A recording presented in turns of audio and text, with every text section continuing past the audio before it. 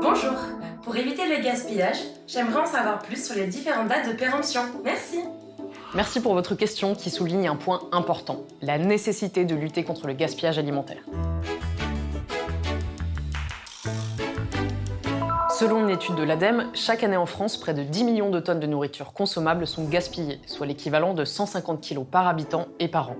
Alors pour lutter contre le gaspillage, qui est un non-sens environnemental, économique et social, être attentif aux différentes mentions présentes sur les emballages, c'est une bonne option.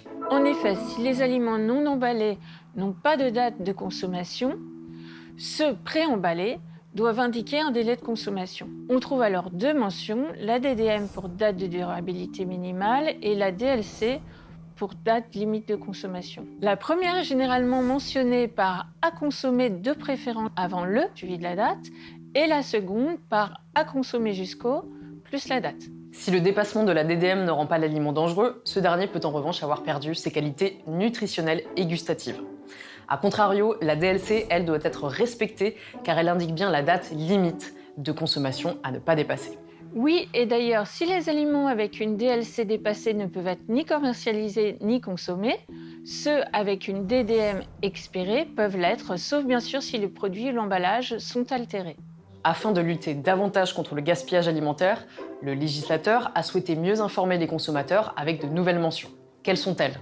Depuis fin 2022, les opérateurs peuvent compléter la mention « à consommer de préférence avant le » par d'autres mentions comme par exemple « pour une dégustation optimale » ou « ce produit peut être consommé après cette date » ou d'autres mentions identiques. Ces deux mentions peuvent être combinées. Quoi qu'il en soit, il est important de bien respecter les indications de conservation, telles que la température, notamment après ouverture. Voilà, vous savez tout, ou presque tout. À très bientôt pour un nouveau Consomag. Et pour plus d'informations, rendez-vous sur inc-conso.fr.